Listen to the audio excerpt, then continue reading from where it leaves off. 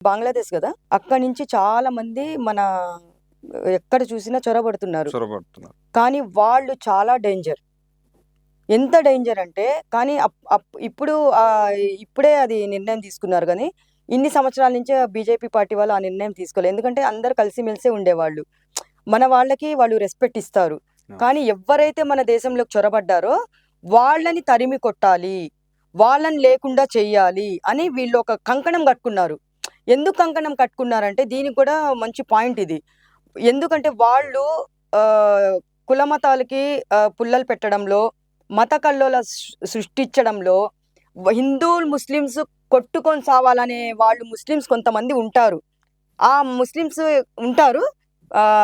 ఎందుకు మీకు ఇప్పుడు కాశ్మీర్ దాడుల్లో కూడా ముస్లిమ్సే కదా చంపింది. అవును. టెర్రరిస్టులు.